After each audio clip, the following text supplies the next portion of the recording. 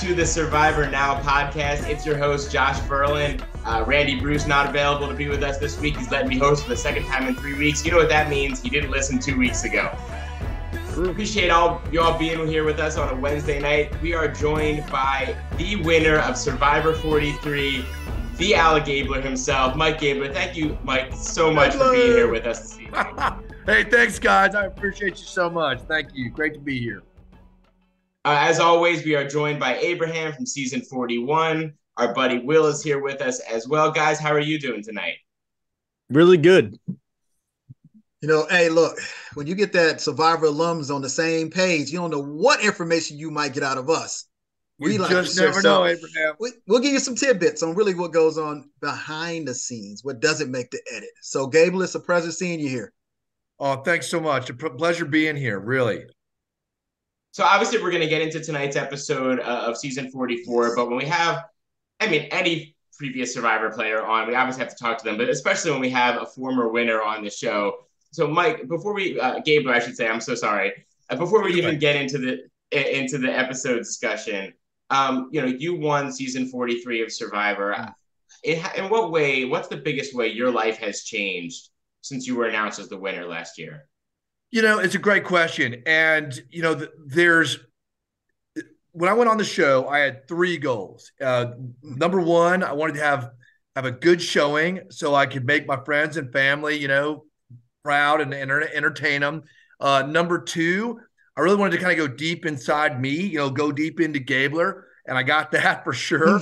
And then, I wanted to win. And, there's a lot of reasons why I wanted to win. I know we'll talk about some of that later, but coming out of that big experience, anytime you have a big experience in your life, and I know, Abraham, you can talk about this as well, but it's like, it's something that it was very powerful. It was very short, right? It's only like, a total about 6 weeks, the whole adventure. The show's about a month long, but there's the pregame, getting warmed up, getting ready to go in there, and then coming back out of it. And you have this massive experience and you go deep in yourself, you learn a lot, and then you come back and everything's kind of the same, but you're different. And it took a little bit of time to kind of get acclimated to that and readjust to my new self in my old world.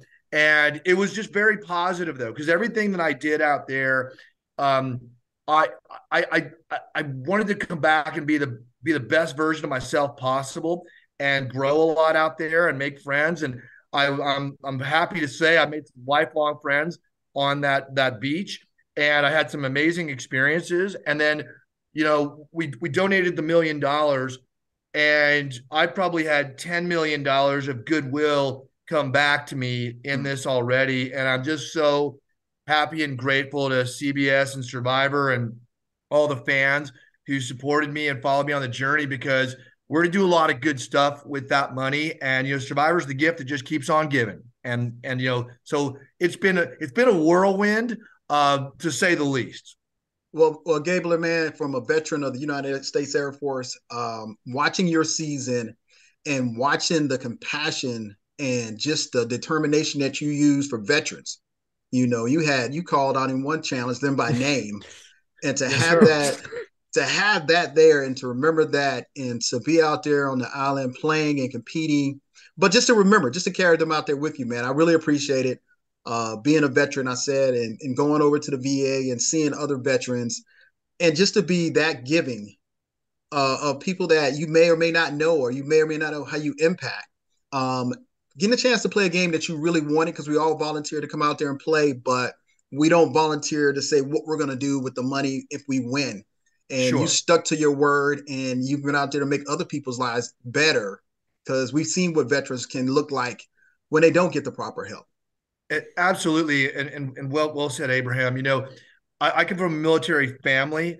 I never had the honor of serving, but to have the honor of serving those who served us was very important to me. My father served, my uncles, my friends in high school, and to be able to pay it forward and help them, and even people I don't know, right? Just veterans in general who have put their lives on hold or on the line or even given all, and to be able to help them come all the way home. I think we were talking a little bit earlier about, veterans come home sometimes And similar to what I was saying about my little experience, right? Where it was, it was profound, small experience. So I come back and it's like the world is the same. I'm different.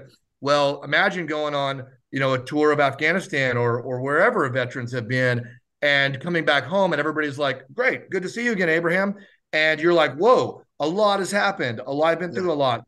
And I think to be able to help facilitate that homecoming and to get people a little closer to home and get them over the hump is just such a blessing. And I'm so grateful to have been in that position and to have done some good things with that money. And we've already started giving out the donations. We've given out about half the money so far. And it's just been incredible. It's been absolutely incredible. We're going to help a lot of people. Now, not only Gable, listen, you also helped one of your castmates in a charitable contribution. I had a chance to meet her. Great young lady. Tell us a little bit about that one, because that's one everybody might not heard about. Okay, yes, that's relatively recent, and it's not very well known. So coming back from the show, we were sworn to secrecy, but I knew I had won, and I was looking into either starting a foundation or a fund with the $1 million. And there are so many great foundations out there, and they take a lot of effort to run them. I called up my friend Noelle, and Noelle has the Born to Run Foundation. And I was just asking her questions about it, honestly. And she was like, well, for example, so having a foundation, people can donate to it, like the Born to Run Foundation. And we're a fund, it's just me giving money away. So I looked into it and was talking to her, and she said, for example, there was this little boy from Africa, and he was born without legs, and he's about 5 years old, and he needs bioprosthetic legs, but he can't afford them. And her foundation supports that. And I asked her, well, how much would be a pair of legs for him? And she said it's about $10,000. And I said, well, how about for get him some badass blades like the one you're running around on? And she goes, probably another 10,000. So obviously, and then she showed me a picture of the young man. It's just, I get emotional thinking about it, but we're like, okay, we're taking care of him immediately. And, here's more money to go with it to your foundation as well. So we donated that to Noelle. And Noelle is such a great leader, such a great example for everyone. And she's part of Team USA, Paralympics. And I just was, I don't need to do everything. If there's leaders around me like Noelle and somebody that's that passionate and doing such good in the world, if I can help her and season 43 can help her do what she does best, then we all got behind her, and that was an easy decision to donate some of the money to the Born to Run Foundation. Nice. Gabler, how long had you been watching Survivor? How long have you been applying for Survivor? And for how long had you known, if I get on and win, I'm going to be giving all the money away? Okay, the first question is, I've been watching since the beginning. So, since it was a brand new, hey, this is a weird new show coming out, check this out. And I loved it from the beginning because it was very interesting, the characters, the experience, the hardships. And, and Jeff Probst does such a great job. And I just loved it. So I've been a huge fan the whole time. Now, I told my wife and kids, because we watch it together all the time. In fact, we just watched it this evening. And, before I'm 50, I was going to apply for Survivor. So I've got 49 in 10 months. My wife's like, well, it's getting a little late here. If you're going to do it, it's time. So I got up early the next day, went on a little walk around the property, had my GoPro, my iPhone, and put together, with some help from a friend, a audition video, and I sent it in. And lo and behold, they called me. So anybody listening to this podcast, if you are interested in getting on Survivor, I really encourage you to go for it. Life is short, life is now, and you got to live it. And, at the very least, I was thinking I'll put together this fun video for friends and family. We'll have some laughs about it. It'll be kind of a crazy video. And if you Google Gabler Survivor, my audition video pops up. Mm-hmm. But that's what I was doing it for. And all of a sudden, I kept getting this 310 number that was calling me. You always get these spam calls, and I'm like, whatever. And I work at the hospital. I get a lot of phone calls. I'm kind of like, whatever. So finally, I go to listen to this voicemail, and it's like, Gabler, it's Survivor. Call us back. And first thing I thought of, and Abraham's smiling. I'm like, which one of my buddies is messing with me? Okay? I'm like, who's messing with you, dude? Because this is like not funny. It's funny. It's not funny. And then I'm like, I don't recognize the voice. It was a lady's voice, and it was Deanna Vaughn, and she's one of the casting producers. And sure enough, that was it. So I applied one time. They liked what they saw, and they called me back, and that part is history. Hey, Gabler. So I applied when they first came out with the show with a VHS tape. So we're about the same. We're about the same. That's awesome. And, VHS tape. That's, you know what? If I ever do it again, I'll have to use a VHS tape because that's just classic. Gabler, I do have a. Go ahead, sorry. Going back to what Josh was asking earlier, though, like while you were watching Survivor from the beginning, obviously you were like, "Oh, if I was on the show, I'd do this."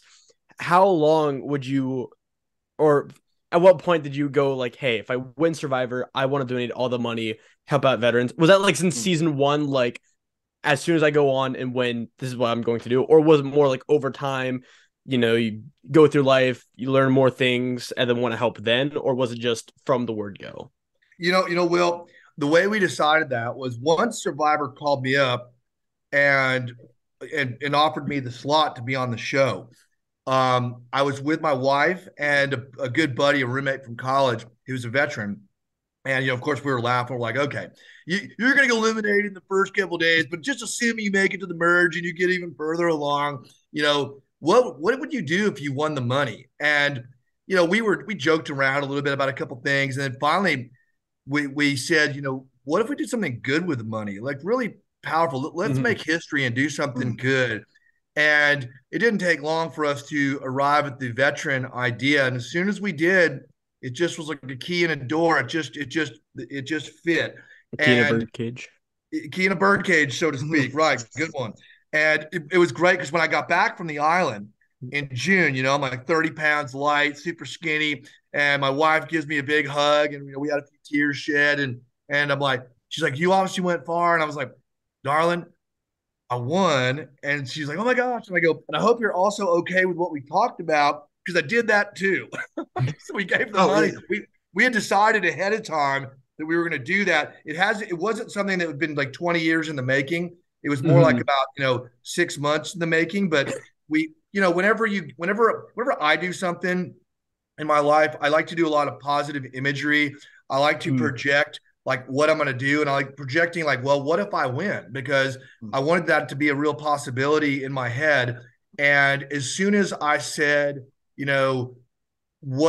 started thinking about the win and then what to do with the win, that gave me a lot of power in the game, because I didn't share that with anybody until after the judgment was rendered and I had won the jury after the jury vote.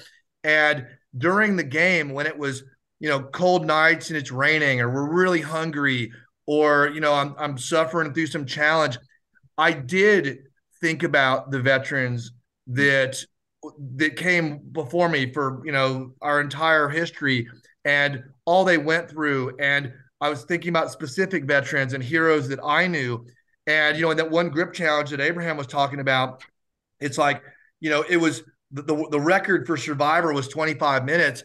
And, about 5 minutes in, your arms are burning, your hands, you just don't know if you can hang on. And if it was Mike Gabler doing it for Mike Gabler, maybe I would not have been able to. But Jeff reached out and was like, Gabler, what are you thinking about? And I was like, I'm thinking about, the servicemen and women that serve our country. We do this voluntarily, that they do it, to protect us. And I got super strong. I mean, I got like my endorphins just started going. Every time I would think about a veteran or a heroic moment or something, I got superhuman strength. And even Cody, who's a beast, right? Cody is a total beast. Me and him broke the record together at 25 minutes. And 20 minutes later, we were both still hanging on. I think he looked over at me because I was holding on with one hand. And he could just tell I was getting stronger as the game was going. And, finally he let go and we won. But I think that was part of my inspiration was, anytime you can do something not for yourself, but for something bigger than yourself, you you can hold on longer, you can run faster, whatever it is you need to do, you can do it. And that's really what I started channeling. And once I got into that mindset, I was pretty much unbeatable in that challenge. So, Gabler, as you mentioned, you said you've given away about half the money. According to your Twitter, you said the first donation was to veterans exploring treatment solutions. Second donation to the Special Operations Warrior Foundation, which helps families of injured and fallen soldiers. Obviously, there's a clear aim, and as you said, it's getting the soldiers home and supporting those who have been wounded. If you wouldn't mind just talking me through the process of how you find these foundations. Do you have a committee that helps you, and sort of how do you determine who to talk to? And then I'd also love to know what that moment is like, that phone call when you say, hey, I'm giving you 6 figures worth of money. Yes, that is it's great. So I mentioned before, I've got a bunch of buddies that went to high school with that were in the military, special forces. A lot of them. I have a disproportionate amount of Navy SEAL friends, and then uncles, father, and then through Survivor, I got to be talking to those folks. I put together a list of charities, and remember, I had about 6 months to think about this before the December 14th finale. And so I got to kind of do this quietly and look around at different foundations. And what I did was I vetted them with veterans that I knew. And one of the veterans that I happened to meet and become friends with is Marcus Luttrell, the lone survivor. And I got to be, a couple months back, I was able to to introduce him for a talk he was giving. So the sole survivor got to introduce the lone survivor. And it was amazing. And, Marcus and I were talking, and Veterans Exploring Treatment Solutions was one of the foundations that helped him, because obviously, if you've seen the movie Lone Survivor or read his book, he went through a lot, and came back, had a lot of things to deal with, and just couldn't leave the battlefield, could not leave the battlefield. And this organization really helped him and his family, and that was a powerful. He's a hero, not just to me but to everybody. And the fact that he was able to, this was an organization that helped him.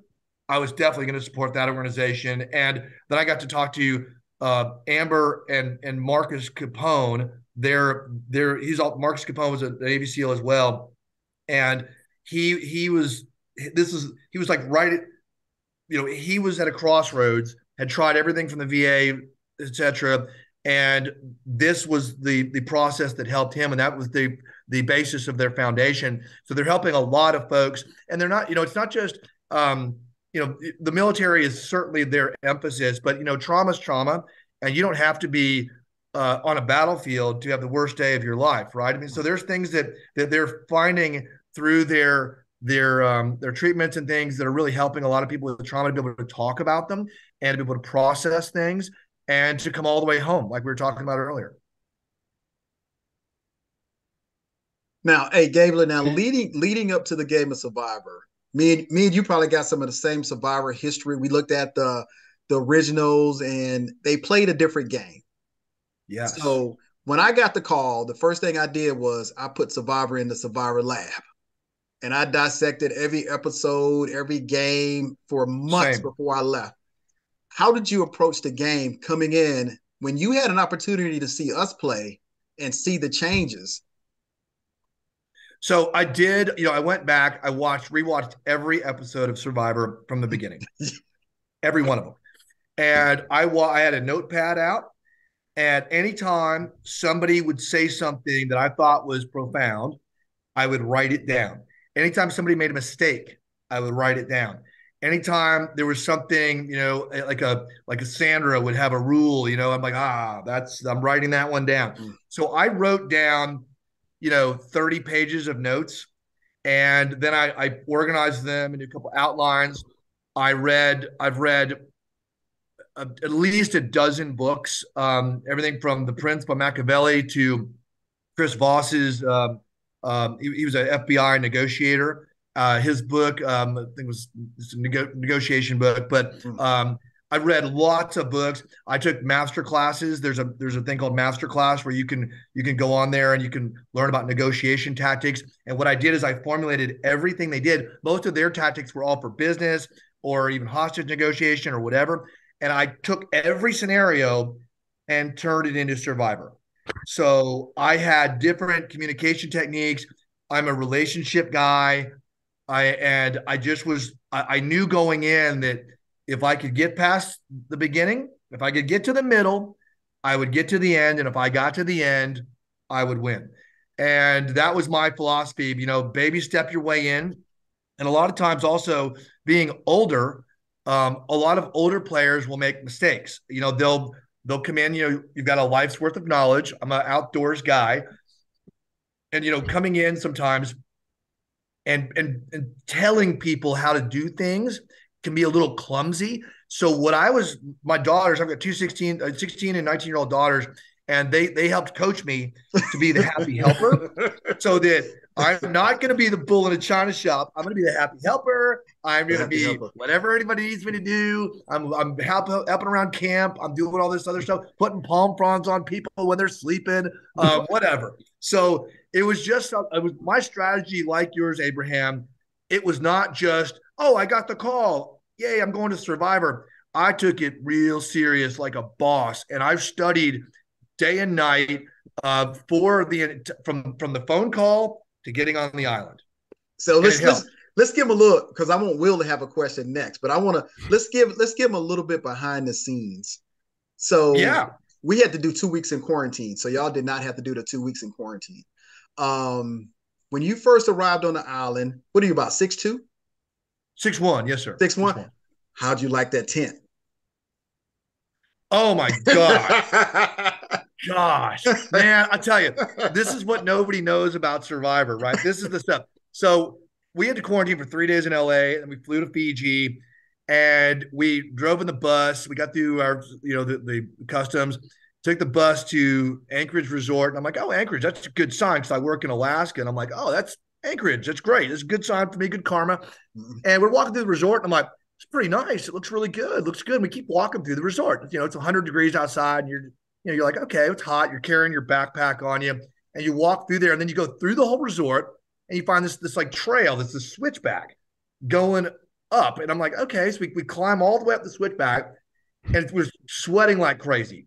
And you get to the top of this bald mountain, and this clearing area where like a helicopter could land pretty much. And there's like steam pouring out of the jungle, and there's like a cloud of mosquitoes biting you in the face. And there's 20 orange tents lined up, 2-man tents. And if you think it's hot outside, wait till you unzip your tent, and then it's even hotter in there. And you're going to put all your stuff in there and trying to get the bugs in. And then you got to get all the way back down the switchback and sit at your table. And we were basically quarantined as well. We were 6 feet apart, and you just sit there. And it was so boring, because you just sit there for hours all day. And every once in a while they call your name, and they're like, MG. And you're like, thank goodness. So I'd jump up and I'd run around the corner, and they'd have us do things like, be sure we could swim, or they would have you like as tall, like reach up as high as you can, as wide as you can. And they would measure you to try to see, because some of the contraptions they build to spec. So if you're a big guy like Abraham, or a little person like Janine, they would, so it's all fair. But man, those tents were small, they were hot, and we were there for a week, and I was like, am I going to make it in fact, there were 20 of us that arrived, and 18 made the game. And there was one kid, I said kid, he was probably 30, but he passed out a couple times because it's that hot. You're sitting in those green tents, you know what I'm talking about. Oh, yeah. The day we had to do promo stuff. Oh, that's 10. Yes. Promo so day. The promo day, he passed out a couple times, and that was it. So they yanked him, and Gio was one of the alternates, and he got into that's how he got on the season. Really? For real. So Gio was an alternate going there, hoping to get on the show.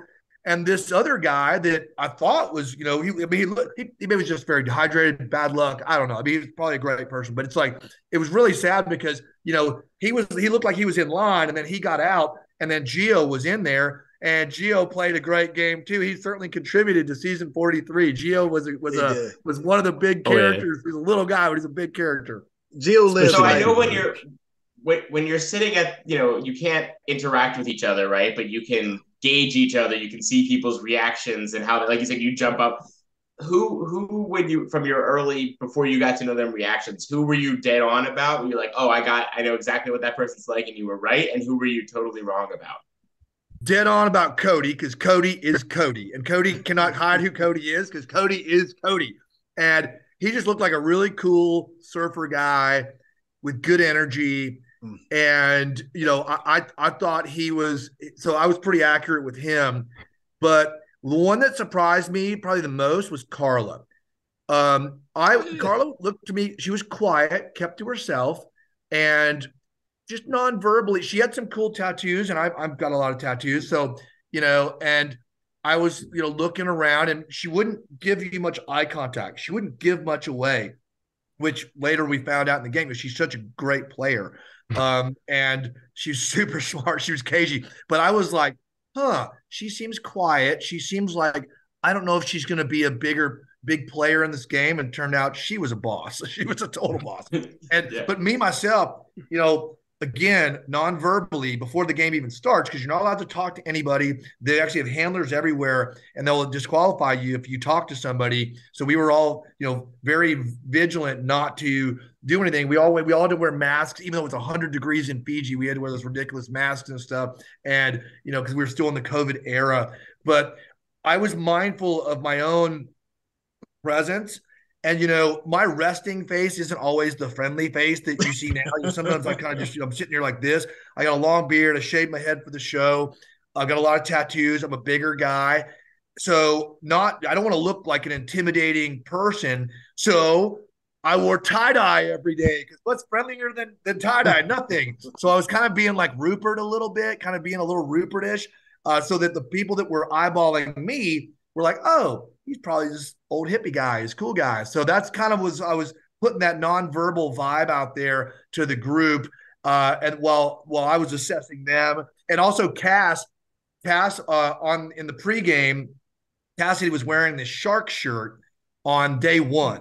So the next day, I had a tie-dye shark shirt and I wore it. So it wasn't like we didn't talk, but I know she saw it, and I know we didn't click, or it was something like that. It was just like, I'm just like mirroring, I'm like, well, she's a shark person, I'm a shark person, look at this. So we're just kind of doing, we're everybody on season 43, we're huge Survivor fans. So I didn't know that until we got in the game, but we were all savvy enough because we all loved the show. Everybody had done some kind of homework and came in prepared.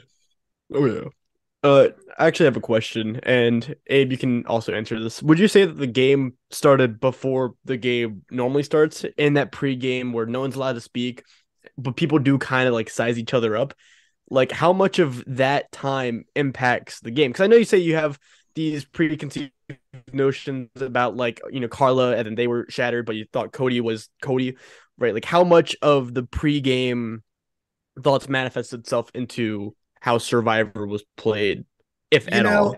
It's I would say less than 1%. We did see each other, but that's it. And because they were very vigilant that we were, because if they don't film it, it doesn't happen. And they were hell bent on making sure that the first interactions were on that beach, and we weren't even broken up into tribes yet.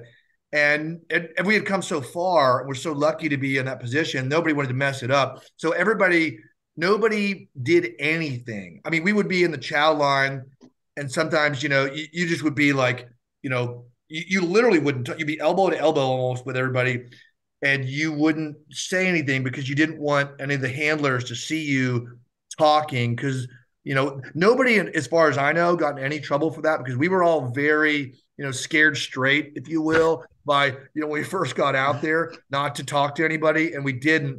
But we're all humans, right? So we kind of look around, and you're kind of just seeing, like, let's just say the four of us walked onto the beach. You're like, okay, who is everybody? Abe and I are about the same age, so I'm like, that's probably maybe we'll have a connection.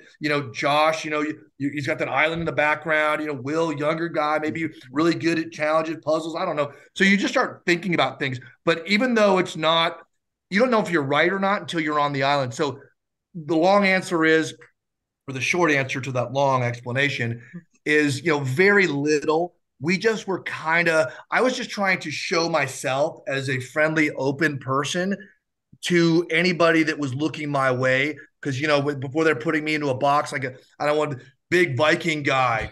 I don't know if he's going to be with us or what. I was just like, I just was like, even though I had a mask on, I'm like happy eyes, I'm smiling. So that people are like, oh, it's cool. Tie-dye shirt. Well, we had Ripper 2. We had different I was experiences. gonna say he was gonna watching Project Runway or whatever with the smizing, right? Yes, so exactly. So tell me your experience, Abraham.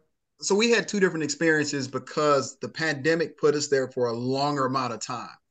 So Gabler's right. Once you get on the island, because it was steps. You fly from LA, we were together for 3 days, and you kind of caught some people in the hallway going to do the final physical stuff that we have to go do. But once you realize somebody's on the show, you start sizing them up. Like, of course you do. That person's tall. Like Ricard, which Ricard's right here. I thought Ricard was a rocker. I thought he was a part of a band. He had tattoos on. Totally. And you're going to start doing that as soon as you realize your cast is who it is. Because we didn't see the whole cast until we got to the airport. And they make us all sit in the same area. Even though we had masks on, you started to size them up. But once you get into the process, like Gabler said, you so afraid. They got you on the fear tactic. If I mess this up, they're going to kick me off the show. And the only time we broke that is when we did a promotion day and we were on the beach by ourselves and we were walking. Look at Rebel. We was walking in a bunch of trash and we were like, this is killing us, y'all. We stepping in trash and the tents were so hot. So there are times you can get it hot. in. So hot. Talk about the tents. They're so hot. They're not for us. This is the first time I've heard about these tents. Yeah. So there's a day you do promo.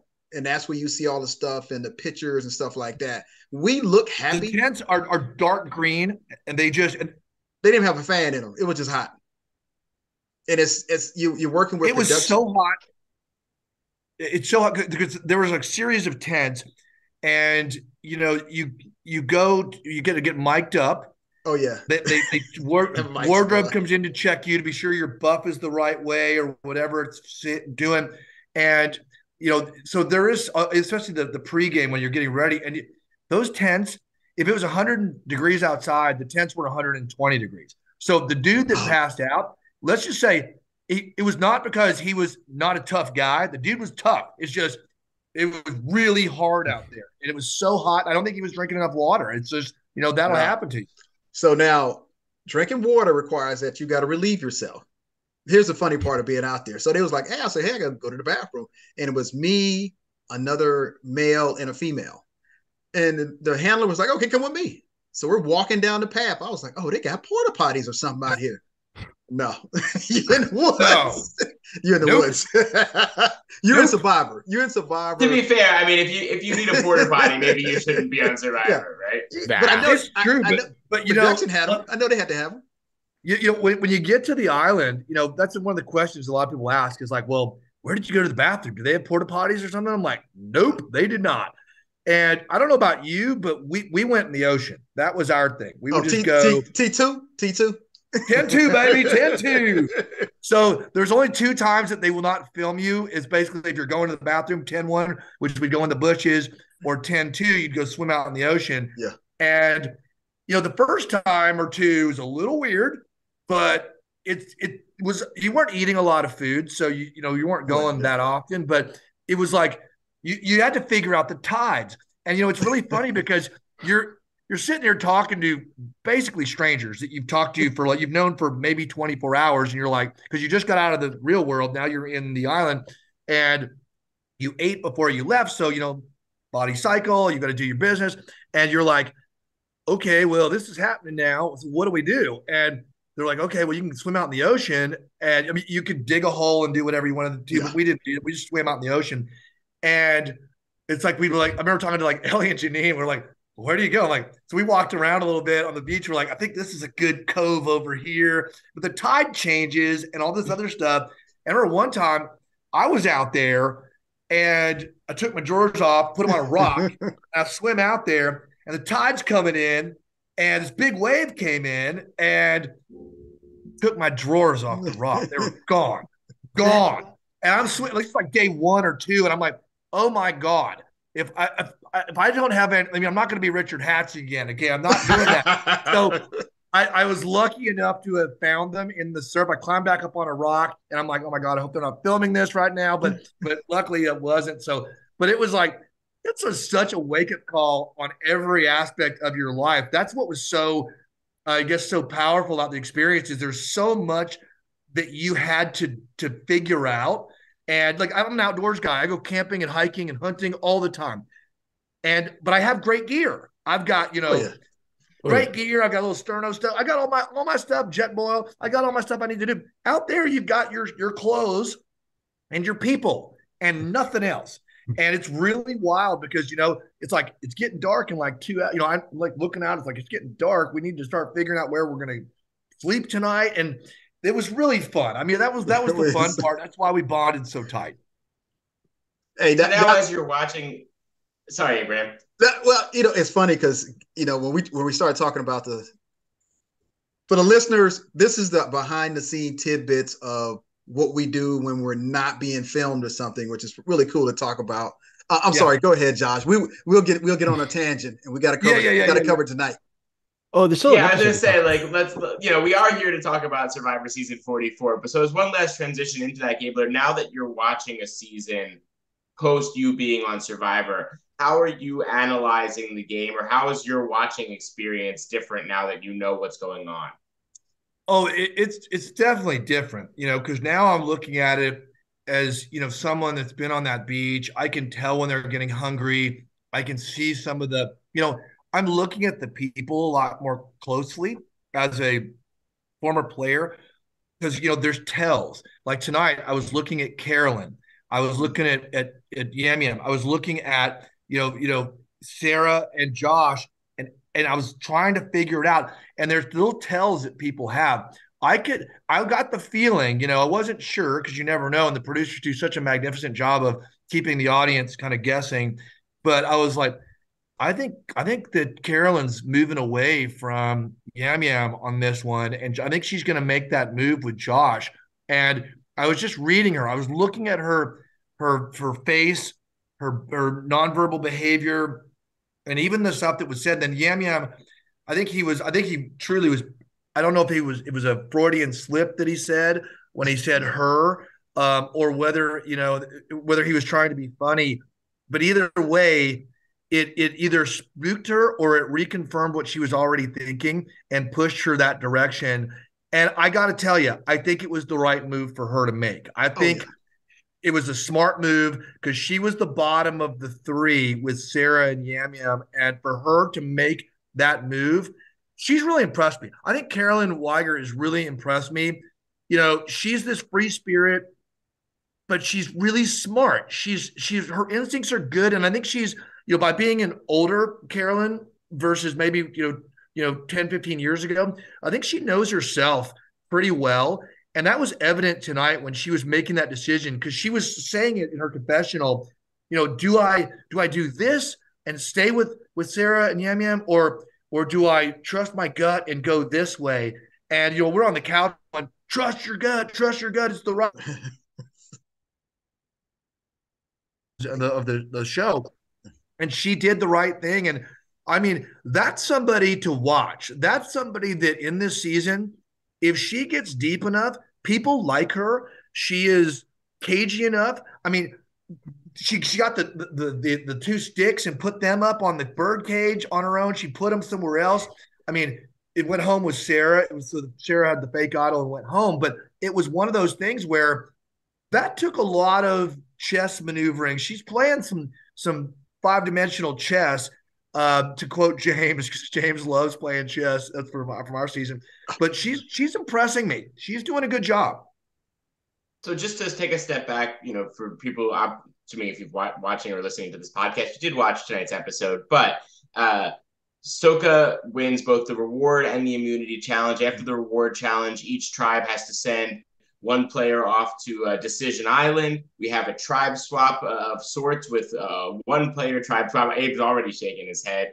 That obviously resulted in Josh changing tribes, in Jamie changing tribes, and Carson changing tribes, and that leads to this very interesting situation that we get to the vote out. So, Abraham, I'm curious your thoughts on this tribe swap where each player, each tribe only gets one new player who has an idol that nobody knows about.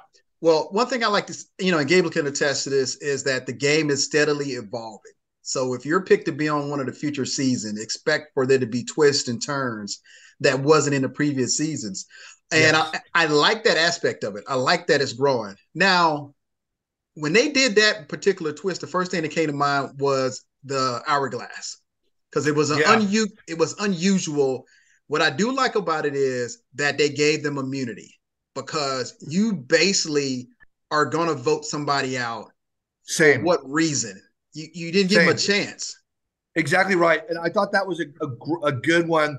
The immunity only lasts until the three come together again.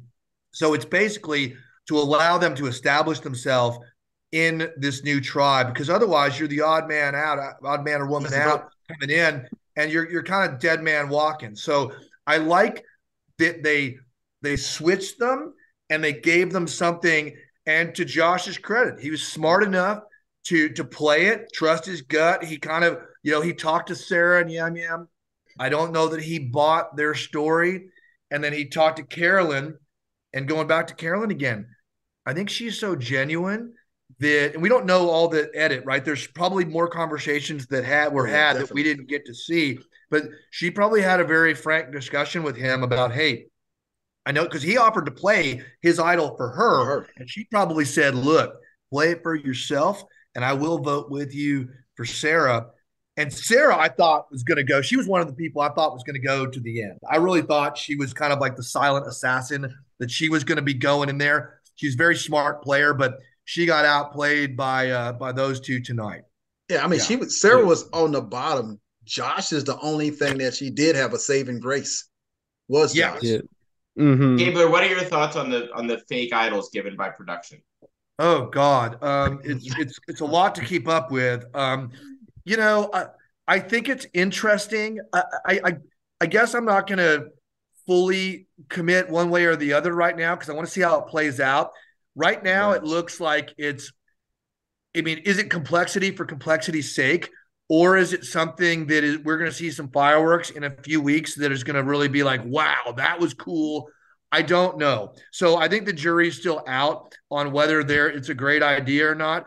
I think that sometimes, I think I like to see a lot more of the gameplay among the players themselves, the castaways, without as many, of the gimmicks sometimes. I mean, sometimes they're very powerful and they're very effective, but we'll see.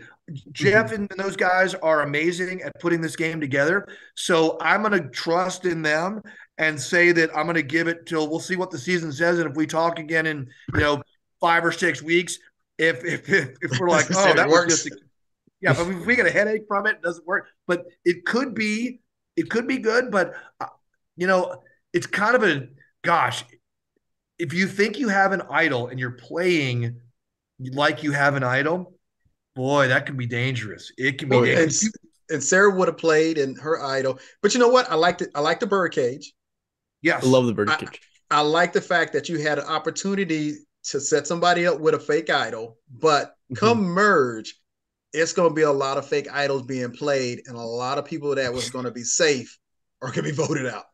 Yeah. Yes. And a lot of people that are going to be that have real idols are going to think that they may have a fake one if they've gotten it by other ways. Now, obviously, like Matthew and people, they know how it's gone, but they know they've got the real one versus the other ones. But it's going to be very interesting, because some people that have found the fake ones are going to think that they have the real ones, and people don't know if they've got the real ones. So it's going to be pandemonium. It could be a stroke of genius. It could be a very great way to play this, and it could just be complexity for the sake of it.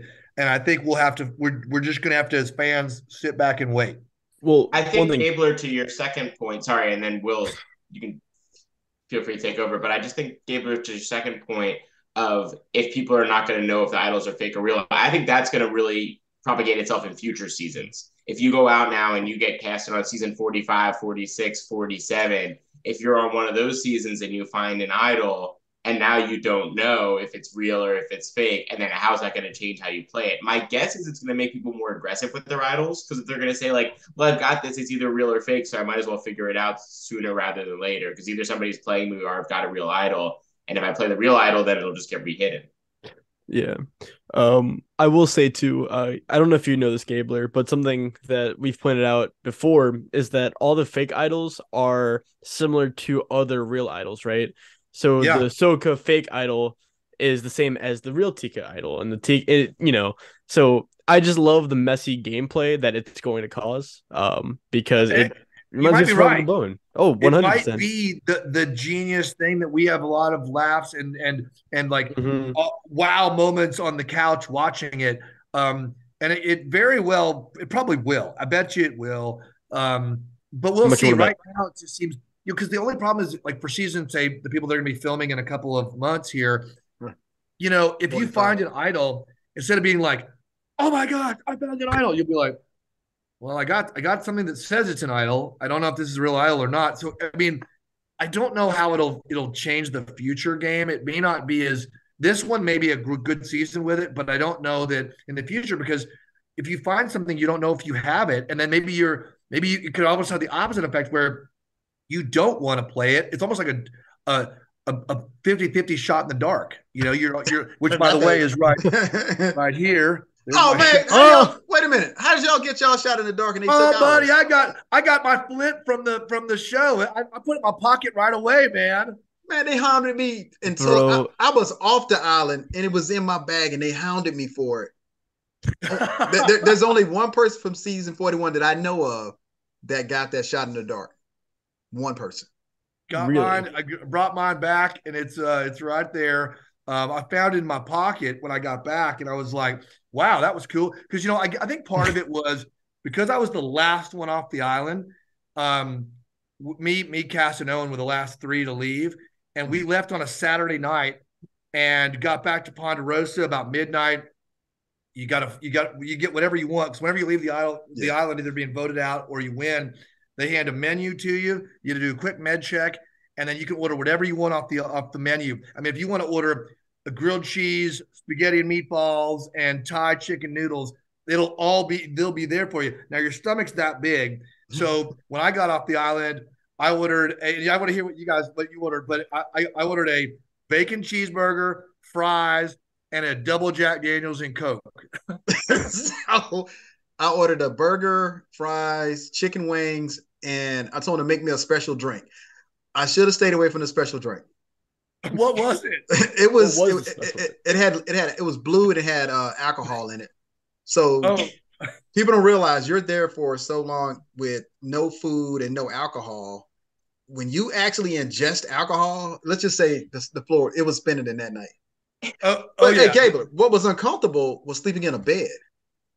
It was weird. It was weird. Yeah. I remember I got to my hotel room at the last night. I remember I got back. I ate about half my burger because it's all I could get in my stomach, and drank my Jack Daniels. And I'm like, I will be right back because I'm going to go take a shower, brush my teeth. Because remember, if you don't brush your teeth for a month, I mean, think about how gross that is. And I mean, at night you go to bed, sleep on the beach, and you pull. I had a little hoodie, so I put my hoodie on, and then I pull my buff down just where my big nose was covered, and then my mouth would be sticking out. And I was like, what is that smell? It's my butt. It was my breath. It was my gross breath. And so when I got back in there, I ran to my hotel room when I got back, and I ran in the room and I looked in the mirror, and I wish I had my cell phone because I was 165 pounds and I went into the game at 200. So I lost 35 pounds in a month. And I just was looking at myself like, oh my God. And I took a shower. I brushed my teeth twice, took a shower, was toweling off as fast as I could because I wanted to get back to the party because the party was on at the Ponderosa. Oh yeah. And I had a white towel. I showered, like washed my hair, did everything. And like seriously, dirt was still coming off on my towel after I was done. So I took another shower, brushed my teeth again, ran back over there. Cody had another Jack Daniels for me. James had something, and we basically stayed up till the sun came up. It was really fun, and we flew out that day. So I think the fact that I was off the island and then we left the very next day, they just maybe I was able to squeak through with my shot in the dark. So it's over there. Yeah, because half of us we still got a contention on. Half of us was there because we couldn't leave, and then they figured out we could leave, and they got us a flight back out. So it was kind of disjointed. We're going to talk about the reunion one of these days. Yeah. Now, so hold on. Let's go back to tonight. We get to the challenge. We get to. I do want to give Carolyn a quick shout out for the red sticks. We didn't mention the red sticks, and that was a really good move by Carolyn. Oh, you know what? Smart. For all the I just fans, want to mention that. That was smart.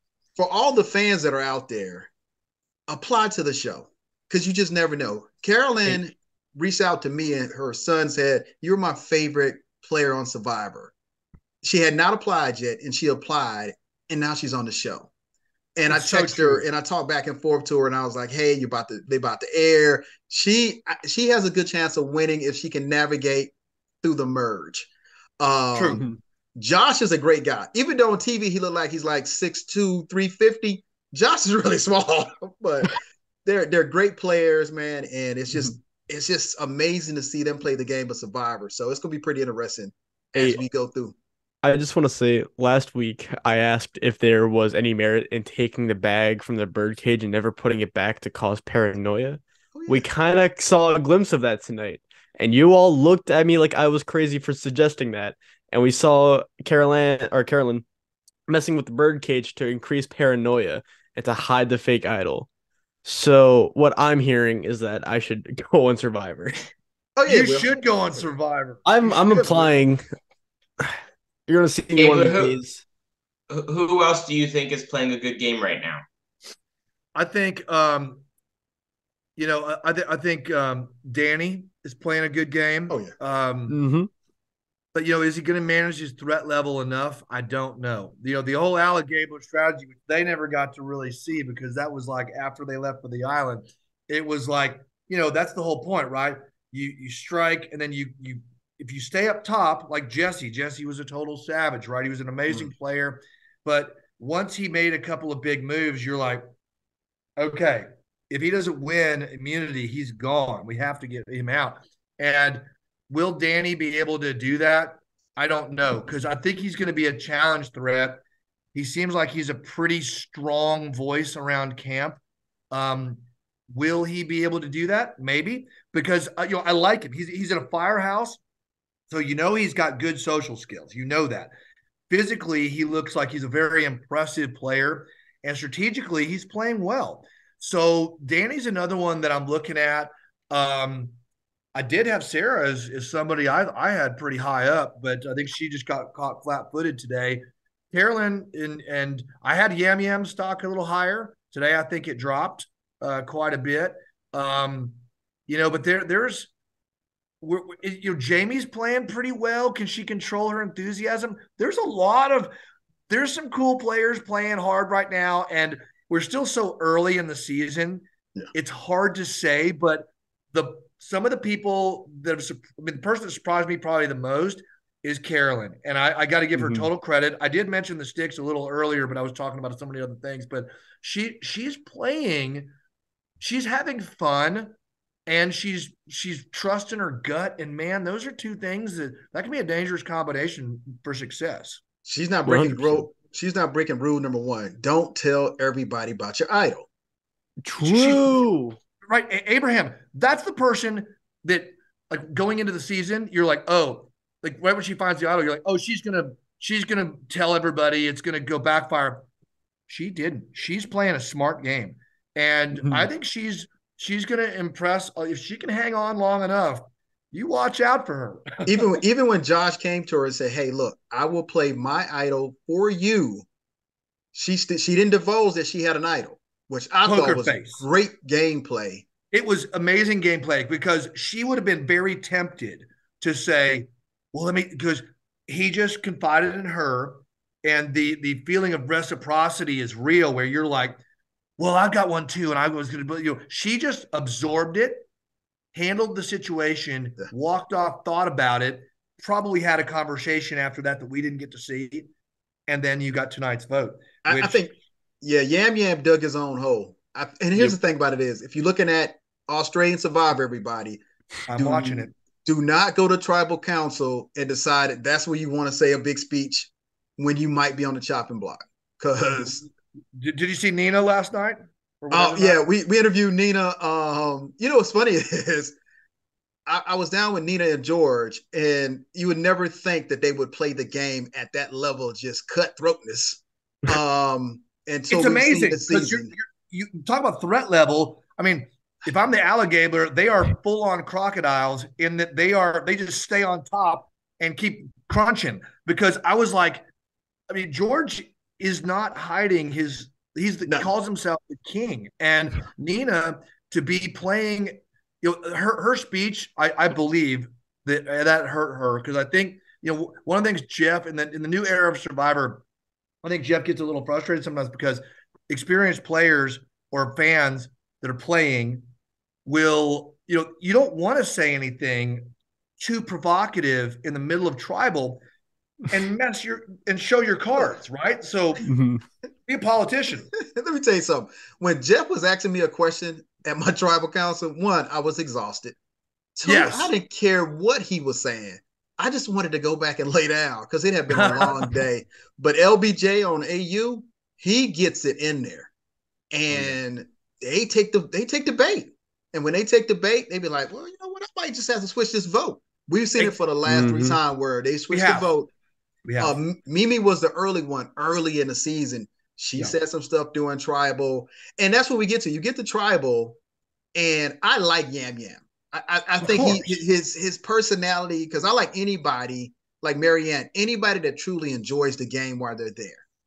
Oh But Yep. yeah. we also see where Yam Yam is feeling the elements and feeling the lack of Yes. eating. And this Yes. season's not a lot of food. It all depends on which analogy you're on, because we only had crabs. And well, you can tell me, Gabriel, did anybody go fishing? Oh yeah. No, we went fishing a lot, but it was, it's really hard because, Ryan, Ryan Oh, Ryan from was a beast.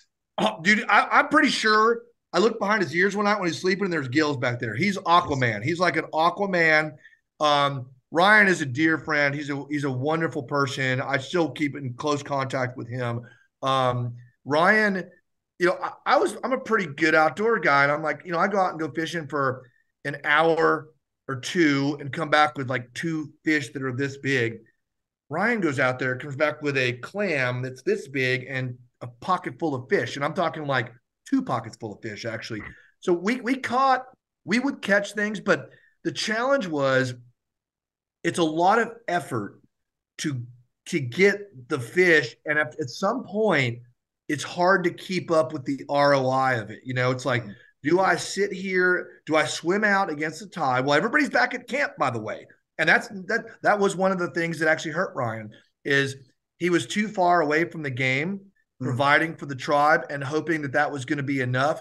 And it kind of put a target on him as an easier vote out because he was out there and it wasn't necessarily fair, but Survivor's not fair. Survivor's a game of attrition. We all know that. So, I mean, if I was on an island with a person, it's Ryan because Ryan is a nice person. He's a great provider and he's an amazing person. But on the game, you're like, well, I've got this alliance and this alliance, and then he's kind of in the middle. He wasn't as close because he was out doing a lot of that. And I think that may have been something. If he ever plays again, I think he may play that a little bit differently. Now, when we saw the challenges last night, which we see the challenges before, the dreaded beam, and Oh yeah, the beam look like it's like so narrow because some people crawl across it. Do we blame Yam Yam for the loss I did. Eh, in the I game? In the game okay. of Survivor, and you got to point the finger at somebody. I would. Wasn't True. it Yeah, Lauren who missed the key? Lauren Or am wasn't I going thinking? back when she jumped and missed the key. She had no intents on going backwards. she kept going, and they ended up winning. Now I think to your point, if that tribe lost, it would have been, she would have probably had a target on her. She could have. And, Lauren's from Well, Houston. I love Lauren. yeah, I'm gonna And, see. I'm gonna see Lauren next week.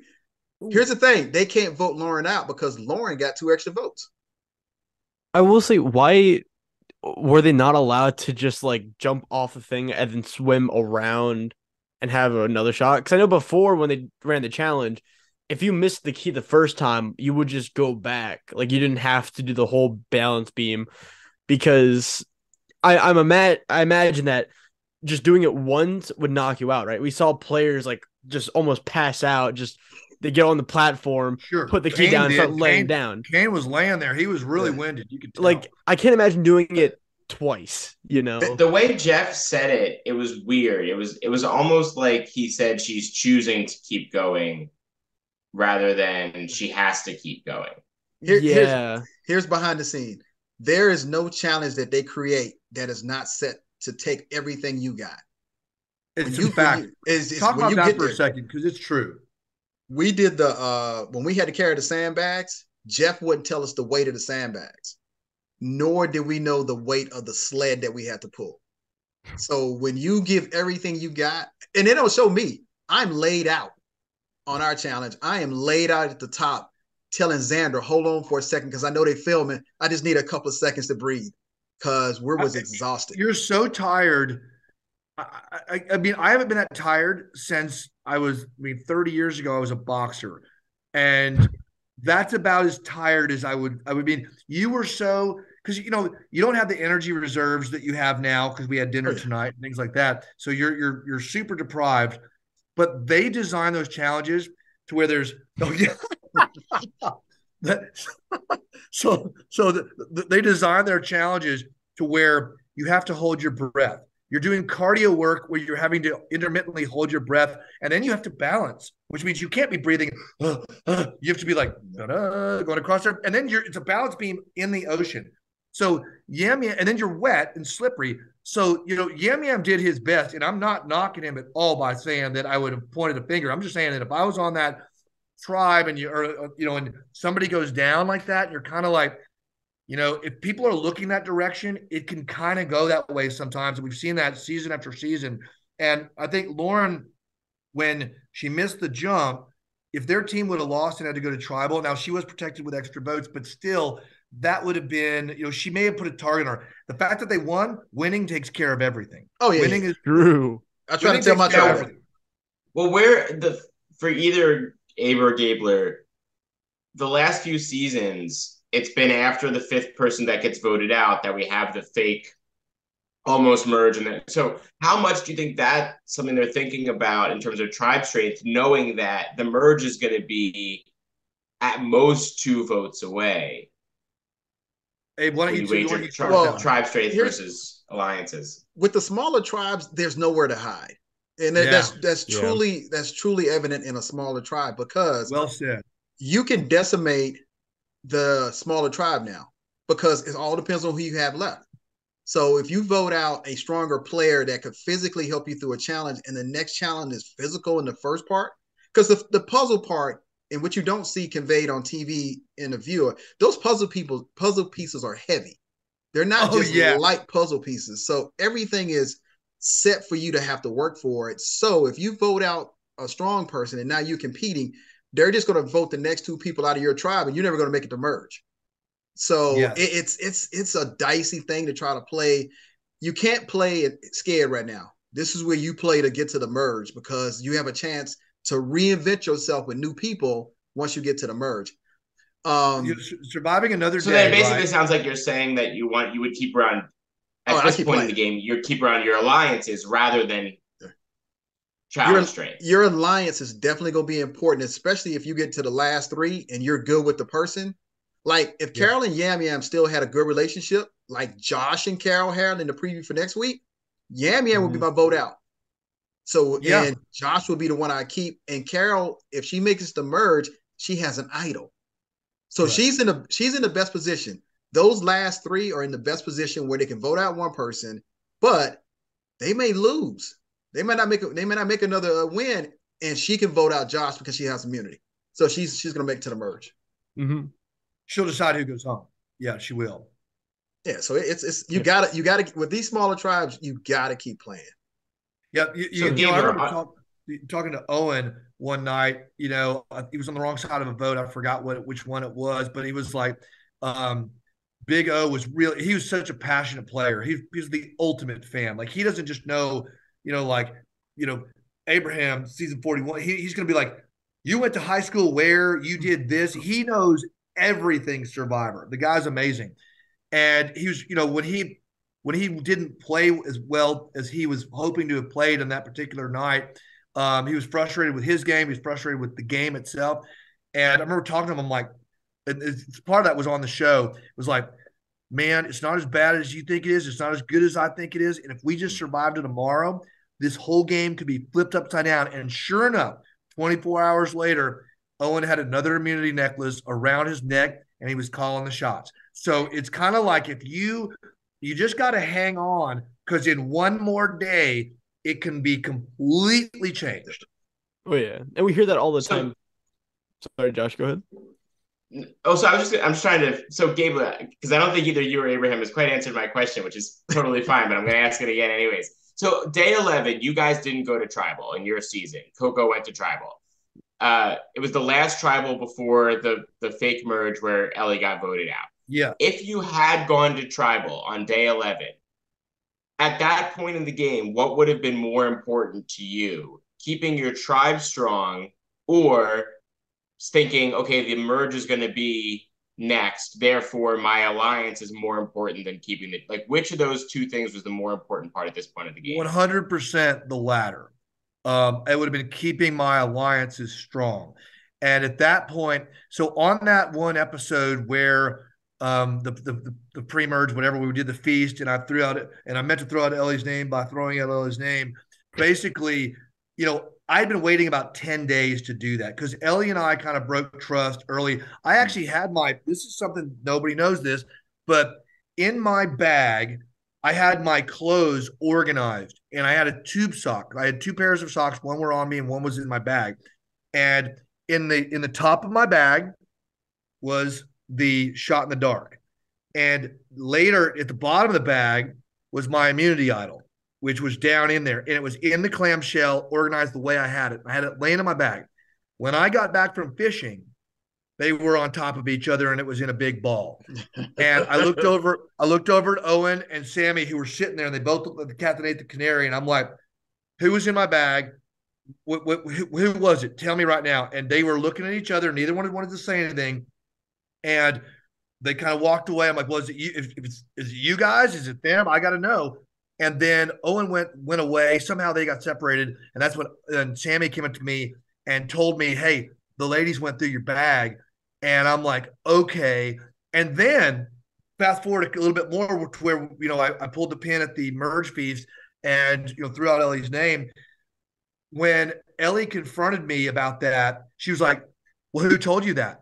It was Sammy that told me. But if on the show, you can see me say, I go, Sammy and Owen said it was you. And that lumped, because Owen was in the middle at that point of the alliance. He was going back and forth. Where is he going to be with Janine and Ellie, or is he going to be with me and Sammy? And it almost forced him in with us because Ellie then wasn't sure if she could trust him. And then we were like, hey, we're here. It's us. We're good. So it was almost like you're looking at things, but you got to protect your alliance. At this point in the game, as deep as they are, all about the alliance. So there was a time when my name was still being mentioned on the merge feast. If you go back and look at the episode, Danny looked at Yasa's tribe and said, we don't really trust y'all because y'all got rid of Abraham and all the men except for one. So you want to be you think you're going to be an alliance until you get to the merge, and then all the cracks in your tribe becomes evidence. Yeah, and little cracks become, because you don't know if you're going to win or lose. So before the competition, you're politicking because you're not sure if Baca went on a 5-game winning streak, right?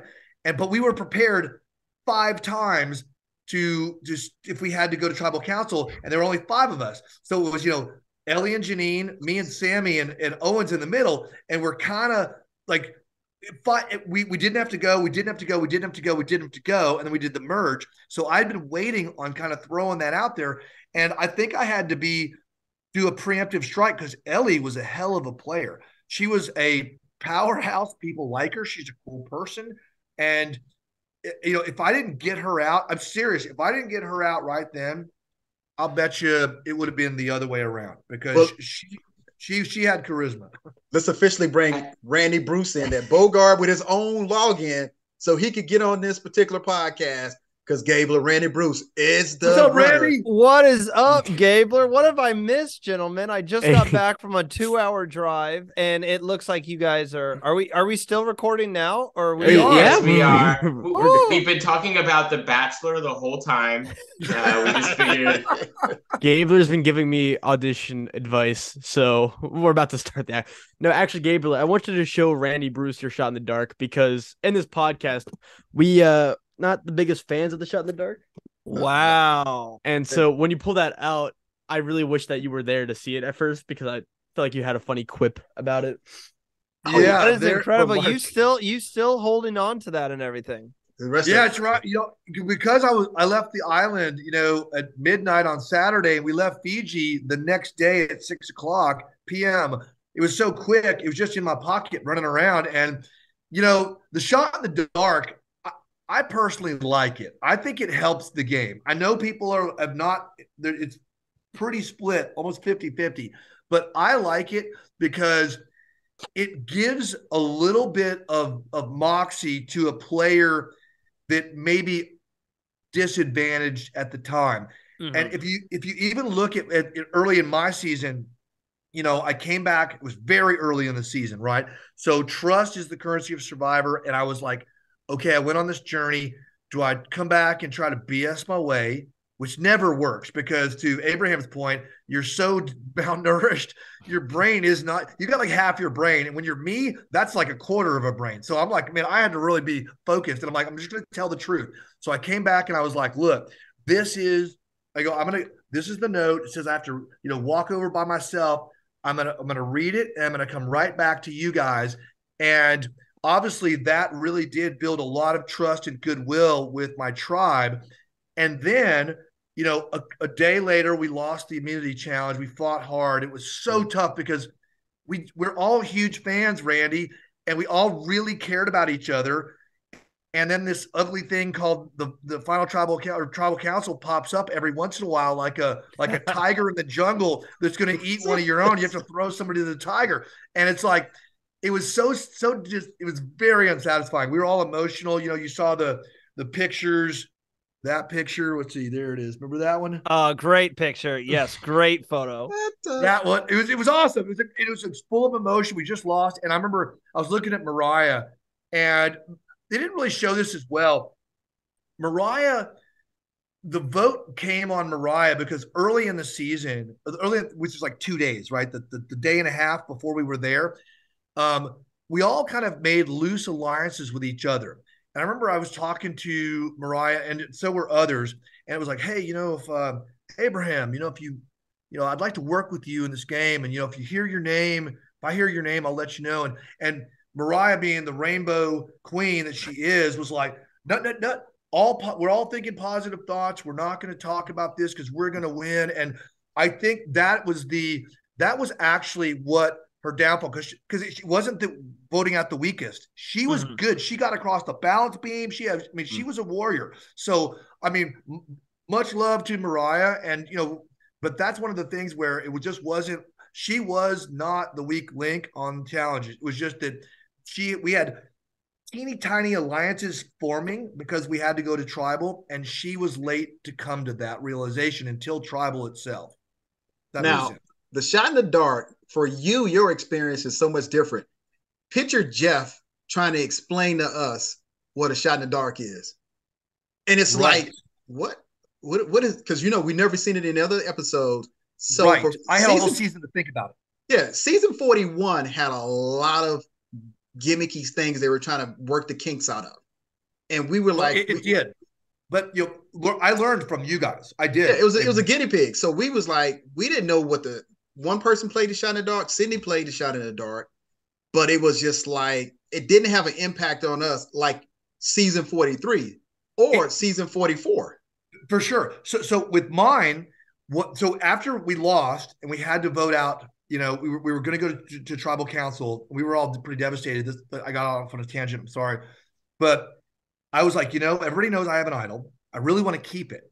Mm-hmm. I think I've got enough relationships going, even though we're only on day 2, that I'm not going to get the vote against me. So I'm thinking here. This is what's going on in my head. And then I was like, I'm going to tell everybody that I'm not going to hide behind my idol because, again, I don't think that that's a fair thing to do because I was part of that loss.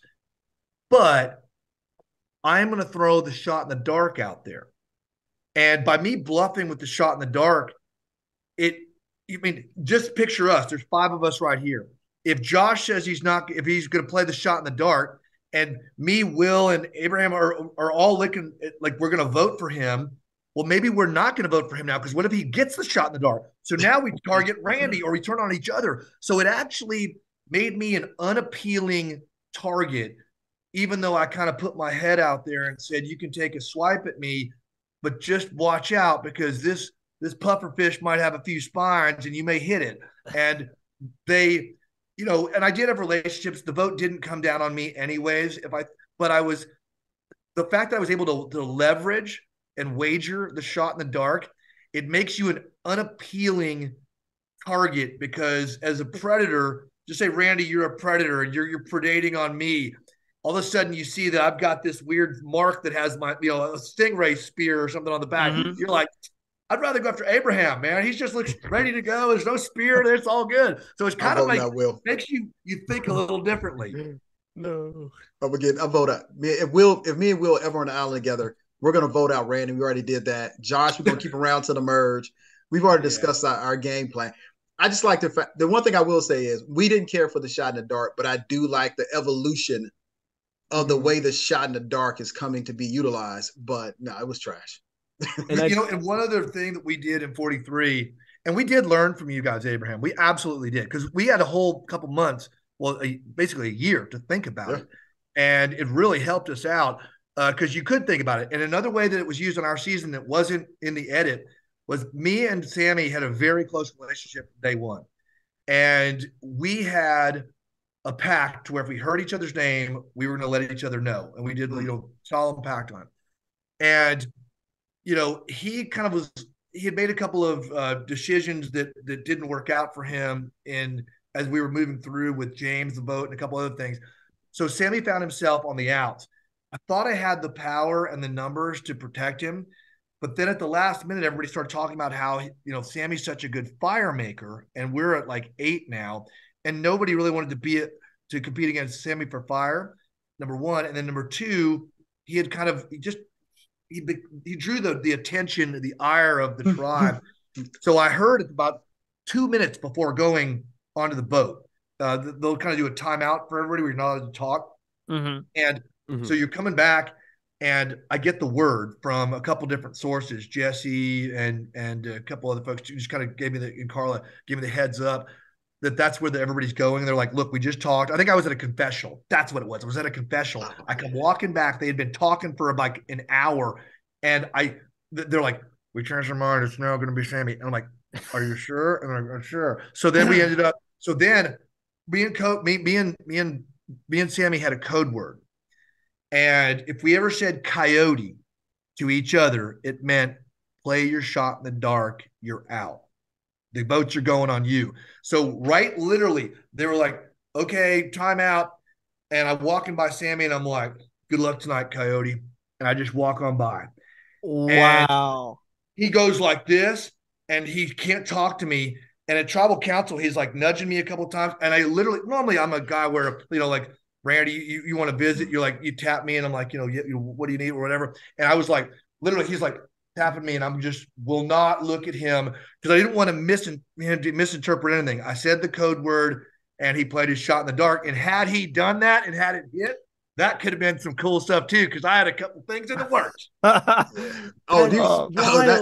So here's the thing that I think I'm further enough away from the show and contractual requirements than you are, Gabler. So I'll say it. The interviews and stuff don't come at a time where they're convenient to you and your tribe. Oh no! Oh yeah. Yeah, they don't. When they pull you to do your actual interviews and stuff, Hey, we got to go, and you got to go, and you go to a different location, and how long did it ever take? If you come back 5 minutes, you go to you get ready to go to tribal, you basically on lockdown. You don't talk again until you sit down and you with Jeff. And then you're not talking to each other unless somebody just start a conversation. But it's some time in there where they can mess your whole game up if they call you at the wrong time. It can be bad luck. I mean, Josh, you and Will could be having a really important conversation with Randy, and all of a sudden, Randy is like, "It's time to go on a walk." That's what they would call it. You walk about. So then you go, and then me and Abraham have time to talk to Josh and Will, and you're out of the mix for a couple I didn't even hours. think about that possibly being like that is like super inconvenient. No, yeah, Randy, you can have everything locked down, ready to go, looking good, and all of a sudden you get pulled out of it, and then Abraham's like, and then you come back. Here's another funny thing. And you know that your conversation's not going to get interrupted by that person because they're gone. No, you got they're out. Yes. Hey, Gabler, how many tries did it take to say your promo for your news station? How many takes did it take? For my That's just so we had to do we didn't have to do as many takes. They had us on podcasts. We were on like guest visits on I want to say about 82 channels. Oh, so we had to do they said they literally had to write their script down because they kept messing it up. Because mine was look at Survivor on Ken's 5 this season and something. And you just kind of messed it up a few times. And I was like, well, how long does it usually take? And it's like, some people we have to write it down for. So that's you know what? Maybe you guys, I owe 41 again because I think you guys may have broken them because they stopped doing it. We didn't have to do that. We was messing that up. I think you broke them. Fake it now. Gabler, I do have a question, and Abe, about the confessionals. Are you able to like tell the producers like, hey, I want to do my confessional, or is it just a strict schedule you like they just pull you? Because like, could you just be like, hey, I want to have a conversation, can I just do it now, get it out of the way, please? And or is it just no? And is it structured? When they call you, it's gone. It's gone time. Is it like structured too, to where like, let's say we're all in a season, like will a producer just do Abraham, and then after Abraham they wait for like, you know, a little bit and then call me and then Josh and then Gable, or is it more spread out to where they just pull Josh and then nothing happens for a bit and then they randomly pull people? Expand it out now. You're looking at it from the person standpoint. Look at production, look at lighting, look at availability. True. All that stuff factors in. And you also got to get 6 people through a 30-minute conversation in a place where it looks great when they're filming it, because the film crew is right there with you. You got to get these questions. You are never comfortable, or I was never comfortable in confession when I was sitting down. No, I don't know. No. My side was hurting because I was sitting in sand. But you're part of the show. Yeah. It's for you, but it doesn't feel good to you when it's going through. When it airs on TV, you're like, yeah, I was cool back then. It's true. My rib cage was killing me. Yeah, it is true. Yeah, you're sitting on the most uncomfortable rock there ever was, or something like that, or there's a root, and your legs going to sleep. But they would call you out. They called everybody out.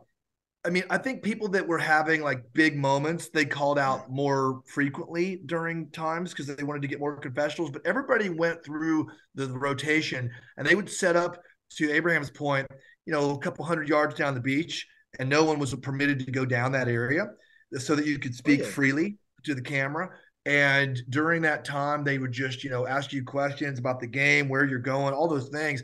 And I think the producers were fantastic because there was about 5 or 6 of them that rotated through, maybe 6 or 7 of them, but they rotated through 24 hours a day, right? 24 hours a day. And they all brought something special to the party that brought something special out of you. I mean, there was a guy named Joe who was fantastic. There was, I mean, they were all great. They were all really great. And Hudson, different people. You know Hudson? Yeah. Hudson, right? So talk about that for a second. Like how they bring each one of them says something different and pulls it out. Hudson didn't know it. Hudson almost made me cry on the beach. He just stopped the question that would have took me there. And also I was about to heat stroke out because I was sitting in the sun. but Gable, you're right. They're good at what they do, and They're man, good. and Clark, all of them. Yeah. they ask you questions, and they're there, and it's almost like it's an intimate environment where you're only there sharing in the special experience, and you want to tell them everything about yourself in these confessionals, because we do the confessionals all the time. We do them before we start. We do them after we in the game. Yeah. It's a great experience. But it's interesting.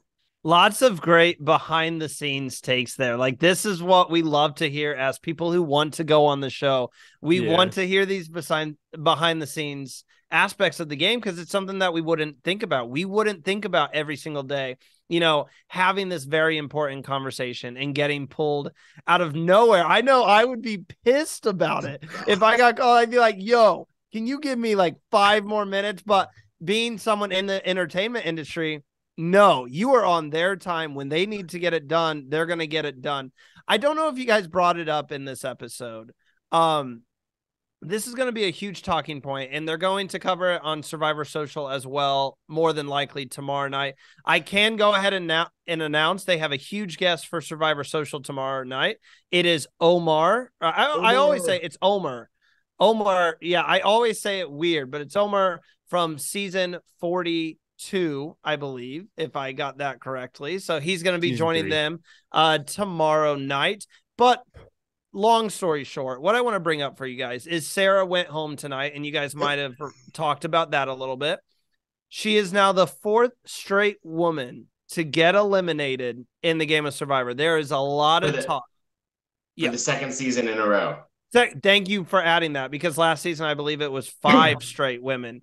So this is a big talking point where a lot of people are discussing what needs to change. Do the tribes need to go back to 2 tribes? Do the challenges need to get a little bit more inventive, less physical, but maybe more puzzles, more unique? So I'm definitely interested to hear from Abraham and Gabler here, because they competed on 41 and 43 in this new era where women have been getting voted off a lot more frequently, But I'll start with Josh here. Josh, what's your take on this whole women getting voted out frequent situation? I think the first 2 seasons in a row is enough to be a little bit like, okay, there's something a little off here. And I think 41 was mostly guy heavy in the early boots, but this is now 2 seasons in a row. And I'm pretty sure it happened in 42, where it was more women early than men. And I don't know, I don't think the Sarah vote necessarily was because of that, but I think the ones before it were more leaning towards because of they weren't as physically strong in challenges. And I think it goes back to, Randy, before you came on, Gabler and Abraham were saying how these challenges are designed to literally push you to the edge. And when you have challenges that are designed to do that in these very small tribes, naturally men are going to be a little bigger, a little stronger, more physically fit. It's going to lend yourself to, okay, if we need to push giant blocks across a sandy beach, who's going to be able to do that better for us? I think the solution is to go back to 2 tribes. I think if you have 2 tribes of 10, and then, your challenges can be a little more diverse, where if you only need 3 people to do the heavy lifting, then you can find ways and challenges to incorporate the less strong people in ways that aren't making them clear targets. But I think it's clearly an issue, and I don't think they can ignore it at this point. Oh, 100%. I mean, it's one thing if it happens one season, 4 in a row, luck, it's 40 seasons, there's bound to be something. But when it happens twice in a row, and then there's also big numbers from 42, you got to think about what's going on. And Josh, I think having 2 tribes does or would help it, right? Because I feel like with 2 tribes, it gives just everyone more room to just hide, right? Right. Because I feel like with that, it's less so who is the weakest physically and more of who is the weakest socially, right? And I think that would help. Because that's something I know Abraham says all the time, is that there's nowhere to hide in 3 tribe format, because you lose twice and you're down to 4 people, right? And so I think just 2 tribes, more diverse challenge, or not more diverse challenges, but just maybe instead of having every challenge be, obstacle course into a puzzle, maybe just make it a longer obstacle course, but make the other challenge a harder puzzle, right? I think instead of trying to make it all balanced, it causes imbalance, as even though that's uh oxymoronic. I mean, I'm I get what you're saying, but two times isn't exactly a huge pattern. And like true. Brandon and Maddie, when that went down, I mean, you got to take your hats off to Brandon because True. they were going for him and he sniffed it out and he got the idol. I mean, Brandon's a guy we haven't talked much about tonight, but that's another guy who is very much on the radar for me. But like that was supposed to be on him, and he kind of bamboozled that at the last minute. And then you see also like tonight, Josh. That was just it was Josh made that move with Carolyn. Carolyn actually was the orchestrator of that move, and you can't knock her for voting out a lady. I mean, I think all the competitors out there, like this season, half of the ladies voted out seem to be for reasons like when Brandon surprised Maddie, or tonight where Josh was able to kind of outmaneuver Sarah. Or Claire sitting out of every challenge. I think we need to probably look into each instance. If it's not always can you move the big block. It's who is this? I mean, Helen. If you look at Helen was really good and almost like Michaela X many seasons ago. Mm-hmm. Who remember one day on the beach, Michaela was like this. She was like showing 5-dimensional chest on the sand with a stick, showing like 5 moves down the line, and they looked at each other and they're like, uh-oh, trouble. Helen gave me a little bit of a Michaela vibe there, where she probably overly impressed her tribe and by accident put a mark on her. And that was it, because I thought Helen's edit was strong and smart, but she just maybe overshowed that threat level and got her punched out. But so I mean, I'm sure I've got 2 daughters. I'm all about, being fair and things like that. But I think Survivor is anybody can win. Anybody can get through some of the obstacles. I mean, Carla won 3 immunity necklaces, Cass 3 immunity necklaces. That's insane. Owen got 3 also, and I got 1, but that's like, it's a pretty good distribution of how they are trying to make the challenges pretty fair, and they measure you. So I don't know. I'm not ready after a couple of seasons. Maybe we'll have to see more, and I'd like to look more into it. That's my opinion. No, I mean, there was a couple stats I saw about it. It was like 63% women were getting voted out early, and that was something that had propagated throughout Survivor. So it did seem like there was enough statistical analysis. And Gabler, to your point, just from, and I think we do sort of need to acknowledge the ironicness of 5 men talking about this subject. When you look at what some of the female Survivor players have been saying on Twitter, to your point, Gabler, when Michaela does make a great strategic move, or when Helen makes a great strategic move, I do think there can sometimes be a bias of like, if a guy comes up with that move, they're not seen as dangerous. But any woman who comes up with that move is automatically, oh my goodness, they're this huge strategic player. When that might not be fair. So there could be all these different little biases that play into it that we don't even realize because we're guys. Yeah, but you're taking players. Everybody goes in with some knowledge of Survivor coming in. Nobody goes in Survivor thinking, I'm going to vote off a woman or I'm going to vote off a man. Yeah. You have to get there and establish the threat first. Once you get there and establish the threat, then I think you're right, Josh. Some of your personal biases might creep in. Well, like they good at puzzles, and we gonna have to vote them out. And here's the thing about it is, they may have won that puzzle for you, but they become a threat because they won the puzzle. Yeah. Brandon, now this conversation will be slanted a little differently if Brandon had gotten voted out, but he came to play the game of Survivor, played his idol, and now we see all the other players that are women. But not to justify how they got voted out, but there was a way in the game of Survivor where voting them out was according to the game.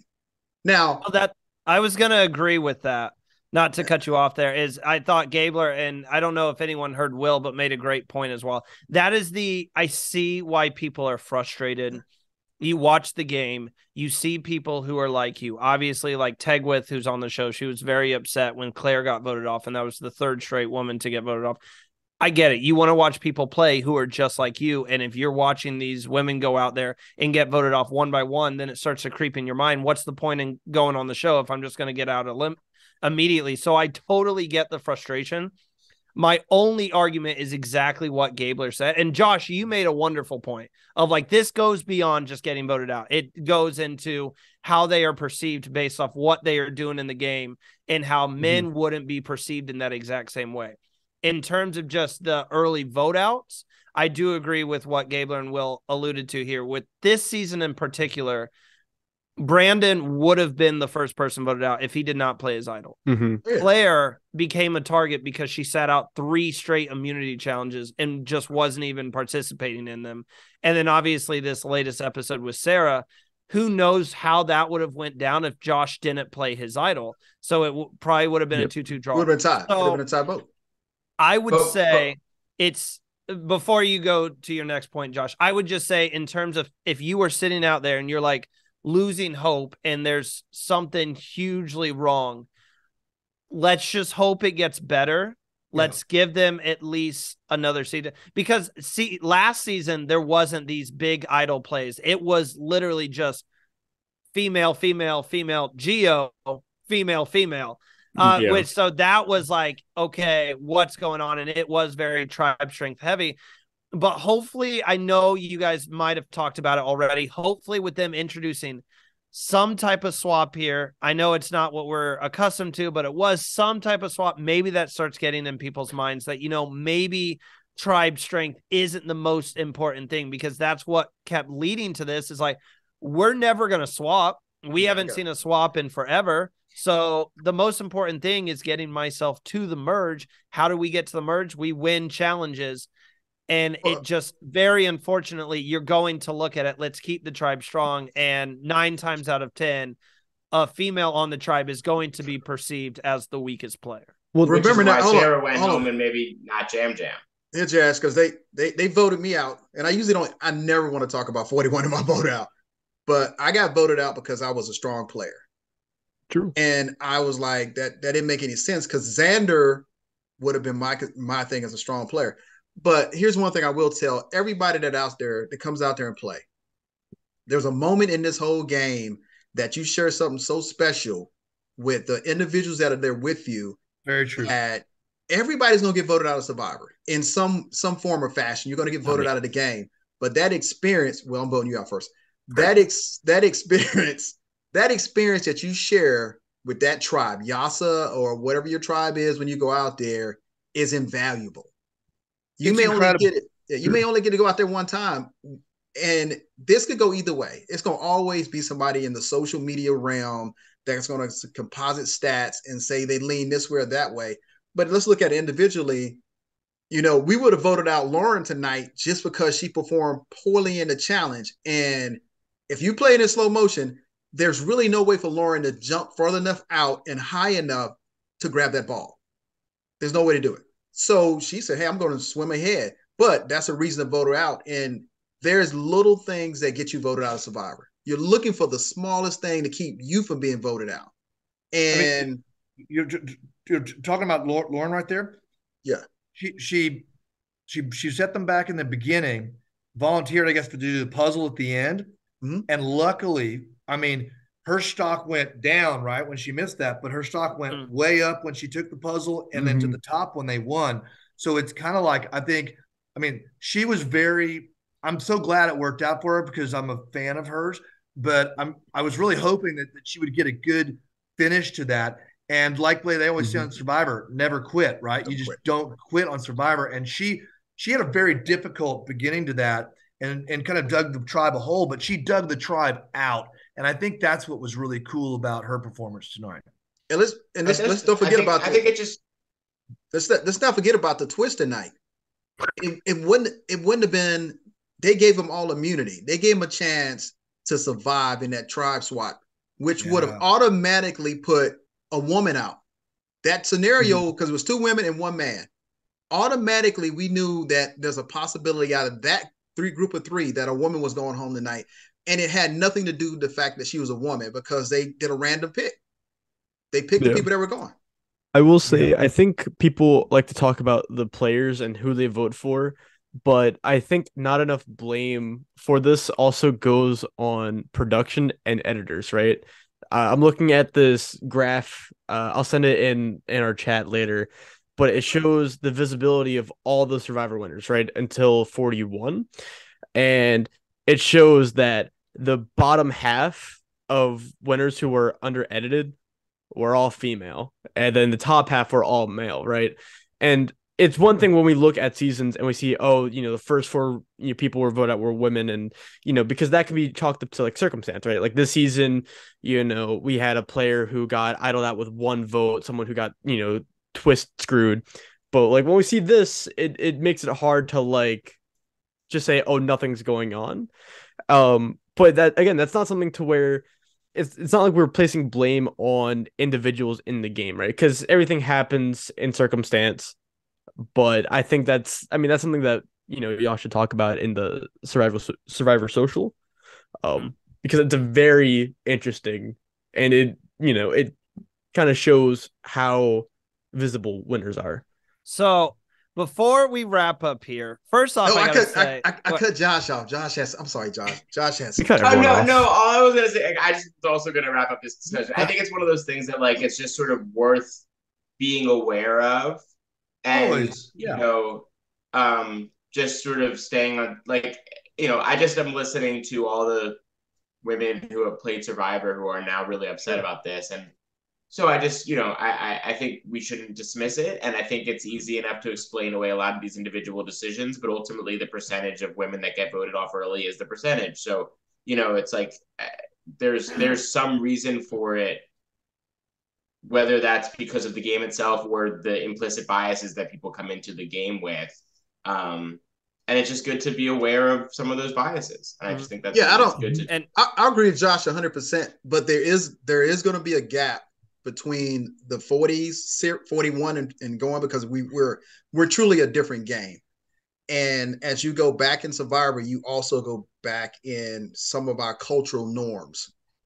This era of Survivor has our season had the most diverse group of people put in one place to play a social experiment. And everybody might have not been ready for that.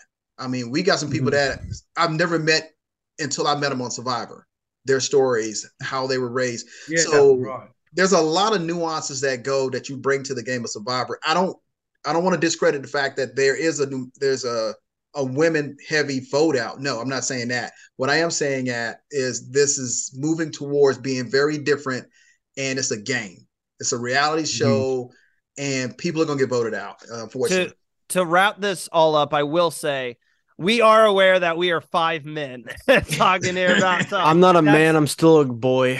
So if this isn't connecting to you and you're like, they just don't understand. That's why we started Survivor Social. I'll bring that up just one more time. We brought it up to give you guys a different perspective on things. And if you want to go check it out, last week on the show, they definitely talked about it. Tegwith, being from someone from that female perspective. If you'd rather hear that from her than from Five Guys, definitely go check it out. It was a great show. I love Five Guys. Yeah. Also, I was going to say, try our burgers. They're really good. Yeah, incredible. This is a whole tribe we got here. I mean, this is a whole tribe dynamic. Before we go ahead and wrap this up and thank Gabler properly for coming on and spending the night with us here. Guys. I will say we've got some exciting stuff lined up. I feel like I just came on to just do like the promotional stuff. Pretty much. Yeah, pretty much. Great job, guy. Thank you. Yeah. So again, tomorrow night we'll have Omar for Survivor Social. He will be joining David and Tegwith. We've got some great guests lined up. Sammy is going to be on the show. I know Gabler brought up Sammy. He's going to be on in a few weeks. We are in talks with James right now, Philadelphia James from that season as well, to get him on. Abraham has been speaking with Marianne. I just spoke with the Queen, Sandra, tonight. We're going to try to get a show scheduled with her as well. So lots of exciting things coming up. I can't promise anything other than the Sammy one, I believe, is locked up. And then Omar tomorrow night.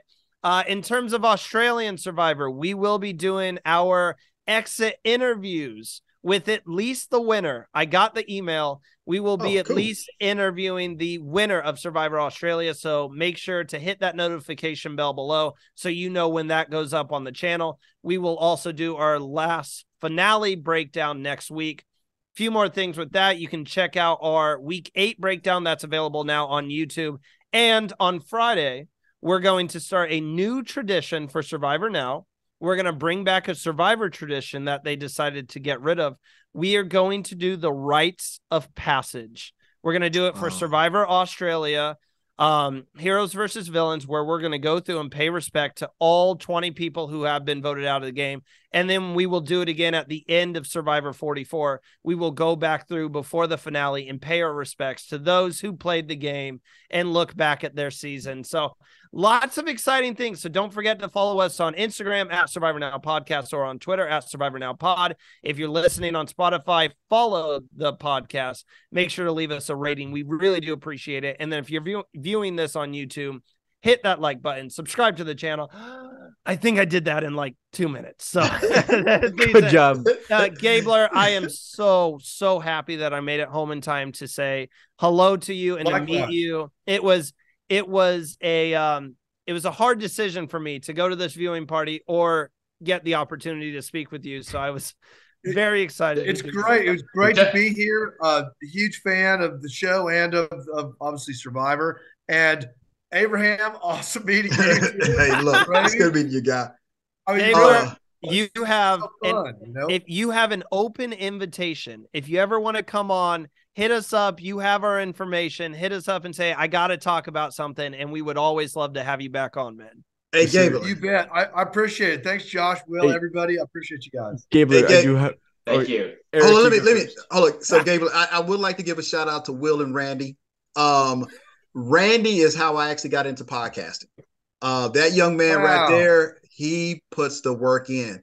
He's the reason why I get an opportunity to talk to the survivors in Australia. We did the South Africa, and you can hear when he comes on and he's giving information and he's talking. I'm like that lazy guy. I come to work. I don't want to set up no meetings, but I'll be in the meeting.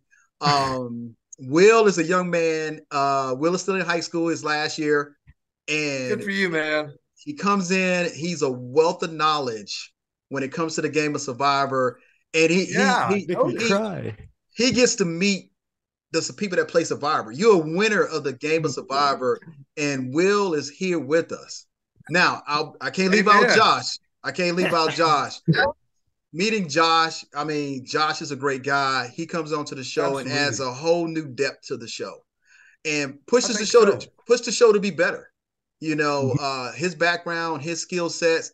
He got to see his nice mic over there with the little filter on it and everything. We don't have this was like $30. This was like really cheap. Well, this is surprisingly cheap. Thank you so much, Abraham. And we appreciate you as well, man. Will, I know you had one more question to ask, so go ahead and wrap us up. But after you ask Gabler your question, you got to tell everyone to have a good night. So, Gabler, I'm starting my own tradition on the Survivor Now podcast. Whenever we get a special guest, I'm going to ask them a very simple question. Assuming Abraham never played Survivor and you just met him today, out of the 4 of us, who do you think would do the best if we all were on Survivor? Yeah. Wow. Interesting. Okay. Randy's very smooth and likable. Okay. Will, you're a scrapper, probably good in challenges. And then we got Josh.